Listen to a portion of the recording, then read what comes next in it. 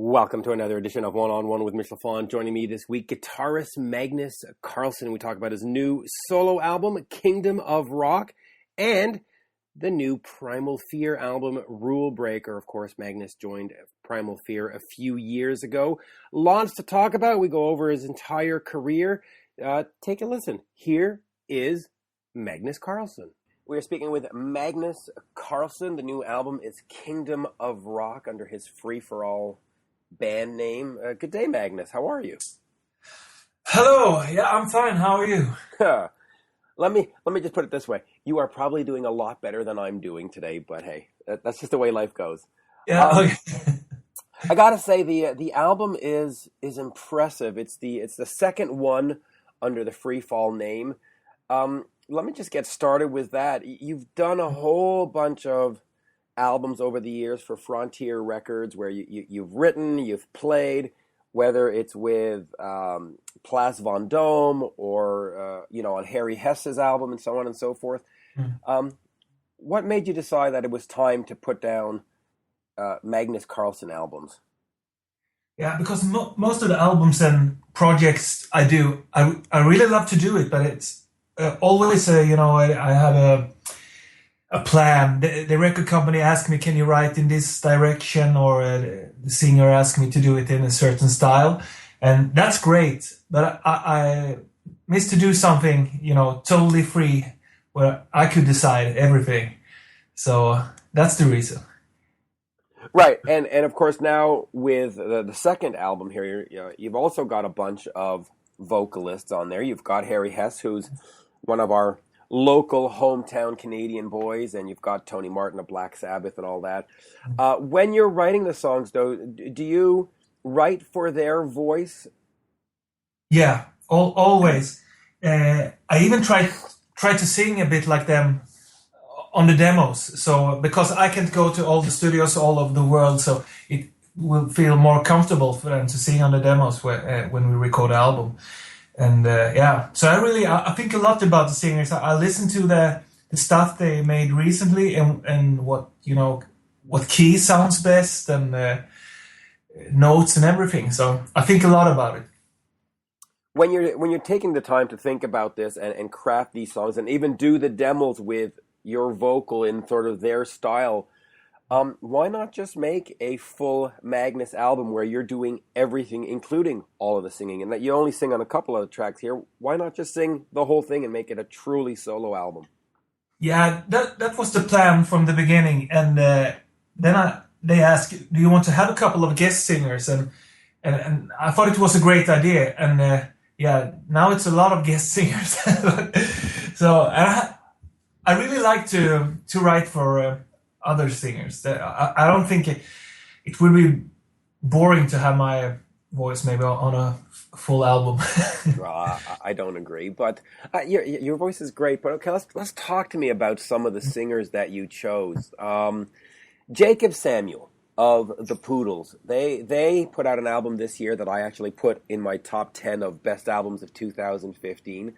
What was it like working with Jacob, and what do you think of the name of the band, the Poodles? Yeah, that's strange because me and Jacob, we had a band for maybe 15 years ago called Midnight Sun. Right. So, and since that, I always wanted to do something more with him, and I always, liked his voice a lot. But then he started this band, the Poodles, and right before they started this band, he had this picture with him standing with some poodles. So, I don't know, maybe he likes them a lot. But he's a great singer. He can sing in any style, and I don't have to think about the range or anything. He can sing really high, and he really liked the song, so it was very cool to work with him again. And hopefully we will do it even more. And, it would be great to have a project with you and Jacob. Yeah, he's fantastic. And they actually, in the Poodles, the first album, they played a song from Midnight Sun. I think it's called Metal Will Stand Tall. It was the first single or something. I think. I'm not sure. Yeah, back then. Tony Martin, he of course was in Black Sabbath. for a few years, and we haven't really heard a lot from him in the last couple of years. He would be a guy I certainly would love to sit and interview. What was it like working with Tony? Does he bring in some of that Black Sabbath ethic when he comes into the studio? Yeah, he recorded it in his own studio, but he wanted to co-write. He wanted to change my lyrics a bit, and that was really good because it came out much better. and yeah, for me, this was really, really big because the Tony Martin albums with Black Sabbath, it's like, for me, it's like listen to Judas Priest and Iron Maiden. I listen so much to those albums and I really like it. I think he's one of the greatest. And so I was very happy when he said yes. And I tried to write in that vibe, like Headless Cross and Tŷr, but maybe a bit more updated. And he still sings, fantastic. So that's my favorite track, I think, on the album. Oh, it's a great track, and he's got a very distinct and unique voice. If I can, you've got another album that's coming out later. In fact, in 2016, Rulebreaker with Primal Fear, and the band and yourself will be in my backyard in Montreal on May 30th, actually, for a show, which I'm hoping to come out to see. What can you tell me about working on your fourth album with Primal Fear? It just gets better for every album, and we are a great writing team. Me and Matt and Ralph writes the most of the stuff, and also on the last two albums we worked with Jacob Hansen in Denmark. He mixed the album, and it just sounds better and better, and it's very easy for us. We like the same style, so there's no discussions. We just have fun and write the songs. So that feels good. But then we have a strange situation because I don't tour so much, so I'm mostly with the band in the studio, and they have Tom that plays live, and he also plays a bit on the album now. So we are free guitarist, but I'm not doing so much live stuff at the moment. Yeah, I wanted to ask you about that. You don't do the live shows. In fact, as far as I know, I don't think you've ever played Canada, or certainly not with Primal Fear. No. Why is that? Why not get out there and do the live thing? I would love to do it, and I did a couple of tours here in Europe and South America, but I have, kids that needs me, and this band is touring for so long time, so I can't be away that much. It's not like going away a weekend or something. It's a lot of weeks. Yeah, that's really my situation now. But maybe in the future when the kids grow up, are a bit older, Well, in fact, let me ask you about that, because before 2003. Before I had kids, I was on the road all the time, traveling for shows in LA and in San Diego and in Copenhagen, and I don't do anything really. If it's not a show in Montreal, it's very rare that you'll see me. How important is family and actually being there? How old are your kids at this point, by the way? I have twins that are 6 years and one boy that are 8, so they are still young. Yeah, mine are 12 and 9, and there's something to be said for being home and seeing them swim for the first time and go to kindergarten for the first time. And tell me about how important that is, because it obviously is more important in the sense of music, because you've made the choice that no, I'm going to stay home. Yeah, I think it's different for everyone, but for me it's very important. When I toured before, after 1 week, I really suffered and wanted to be with them again. And they were so small, so we couldn't, Skype or. And for them, they didn't know 1 week or 1 month. They didn't get it really because they are small. So yeah, I can't be away that long. But maybe it's easier when they are a bit older. And then I also have to admit that. I really like to work in the studio a lot. That means a lot to me. So it's more important than the live stuff. Is there a sense of stage fright? I mean, do you get somewhat nervous in front of the No, crowd? no, absolutely not. Okay. That's no. I love to play live, and I did a lot. It's a lot, so it's not a problem. It's just it's so long. If it would be a couple of weeks now and then, that would be great. But now it's the last albums went very well, so the tours just get longer and longer. And that's great for the band, but not if you don't like to tour. Right. Does that cause any kind of problem with the bands? I mean, they obviously love what you're doing on guitar, that they want to keep you in the studio and making records with them. But at some point, do they say, hey, look, we need a full-time member? Yeah. They are so nice to me. But now we have a great compromise that Tom is back in the band and he can do all the live shows, and so it works. And if I want to come back and play live, I guess we would be 3 guitarists on stage. That would be cool. Yeah, it would be like Iron Maiden, quite frankly. Yeah, So. and we have a lot of harmonies all the time, so actually we need it. Yeah. Let me ask you about another band that you work with, Plas Von Dome. A couple of years ago, the album Thunder in the Distance came out, and I just loved that album. I thought it was brilliant. I mean, I just really fell in love with it. And you got to work with, of course, Michael Kiske, who was in Halloween, and it's not a death metal album, right? It's not Halloween. What was it like working with Michael and having him sort of come away from that harder edge and be more melodic? Yeah, for me, that's more a project, and I just wrote, and I didn't know much about it. It's a different producer for it, and but it's great. I'm a big fan of Michael Kiske, and but I also did Kiske Somerville albums together with Matt. We wrote and I met him earlier this year when we recorded the videos for that album, and that was great. I don't know how he still can sing those high notes, like nothing. It's incredible, and a great guy too. So, but actually, I like the harder stuff. So I try always when Frontiers make a lot of AOR stuff, and when they ask me, "Can you write for this?" Yeah, but I always try to push it a bit harder if I'm allowed. Yeah, of course. And the City of Heroes album that came out earlier in 2015 was a great album. So where do you see yourself going from now? Do you go back to Free Fall and have a part 3 and a part 4? Do you just keep writing for all these different projects? Where do you see the career going?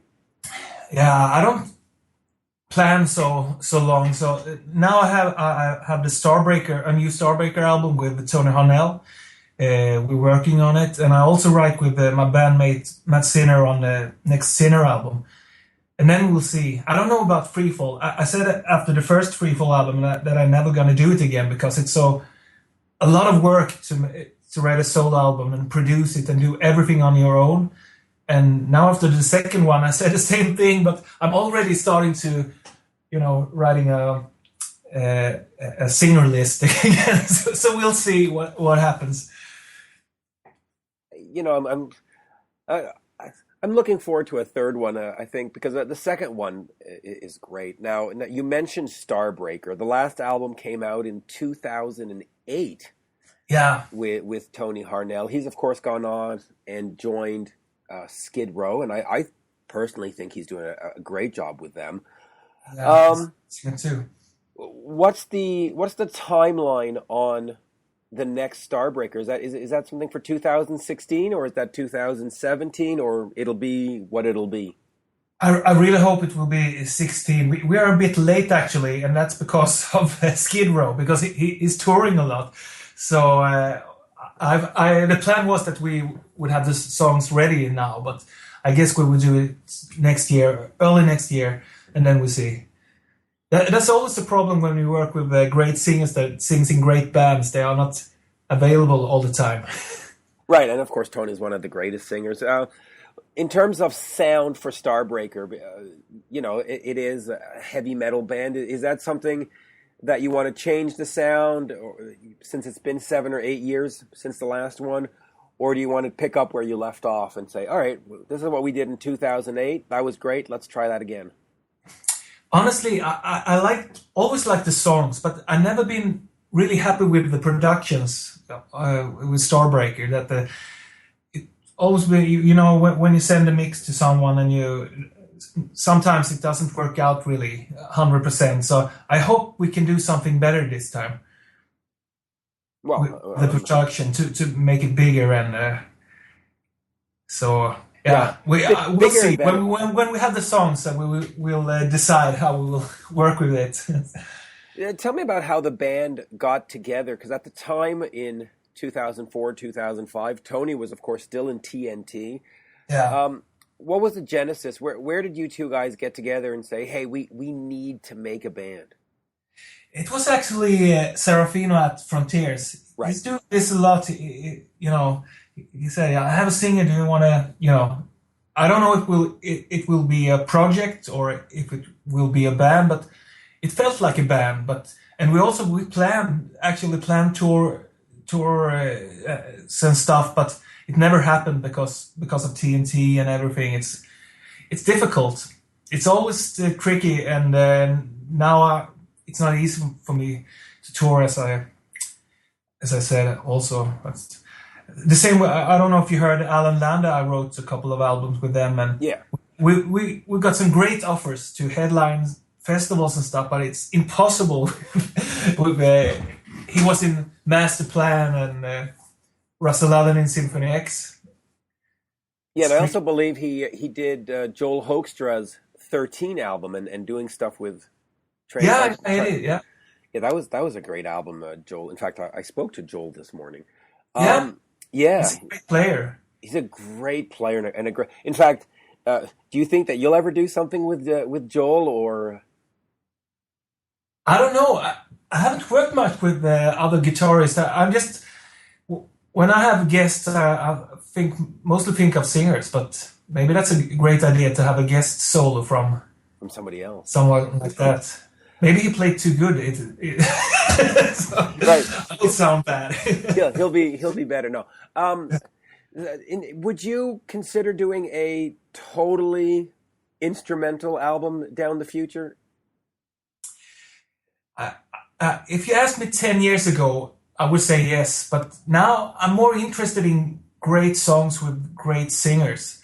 Maybe to make a instrumental song in the end of the album or something, but not a whole album.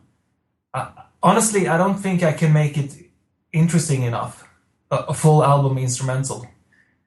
Yeah, and I've always joked that instrumentals are unfinished songs. So. Yeah, but I like it. Right. When Steve Vai came out with his first albums, it was fantastic.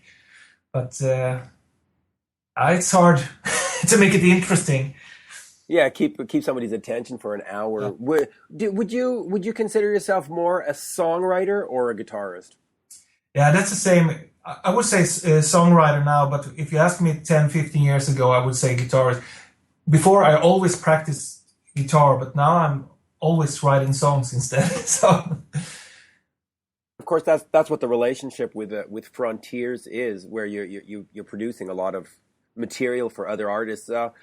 Other than the Starbreaker and Primal Fear album that's coming out in January, what other projects are you working with going into next year? As I said, this Sinner album with Matt Sinner. Right. Yeah, that's a different style. It's great to mix. I like not every album is the same. We are writing more in a Thin Lizzy style, all bluesy vibe. So that's great. Yeah, that's what I have planned right now, and I get some offers, but I don't want to plan too long, So I'm still free to do what I want to do. Yeah, and hopefully we'll get you on the road soon, Magnus. It's been an absolute pleasure. Kingdom of Rock is the new album. It is a great sounding album, and of course you've got Harry Hess of Harem Scarem on there, which is always important. Yeah, he's great.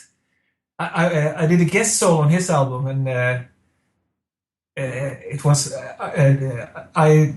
I haven't heard, HAREM SCAREM so much, but when I heard that song, that was so great. So I asked him if he wanted to do one song on my album, and he did a fantastic job. All the harmonies and everything, perfect. Yeah, he's absolutely fantastic. And I guess we'll finish with this. I forgot to mention Joe Lynn Turner, of course, having done stuff with Purple, Rainbow, Malmsteen. One of the greatest voices of rock. Yeah, I agree. What was it like? By the way, did you get all these guys in your studio, or was this done sort of the new fashion way where you sent tracks via email to each other? Yeah, we work by email, and that's why I work so hard on the demos and try to sing really good on them, so make it easier for them. John Lande came over to my studio, and also Rebecca Delamotte, but the rest recorded in their own studio or rented a studio. Yeah, there you go. Magnus, absolute pleasure. Thank you for your time today. Yeah, thank you so much. And there you have it, folks, my interview with Magnus Karlsson. The new album is called Kingdom of Rock. Later in 2016, Primal Fear will release Rulebreaker, so check that out as well when it's available. And check me out on Twitter at Mitch Lafon, and please head over to the One-on-One with Mitch Lafon Facebook page. Like it and send me a note for your chance to win 2 tickets to Black Sabbath in Montreal on February 23rd, 2016. Again, that's a pair of tickets for Black Sabbath in Montreal on February 23rd, 2016. Thank you for listening, and we'll do this again soon. Bye for now.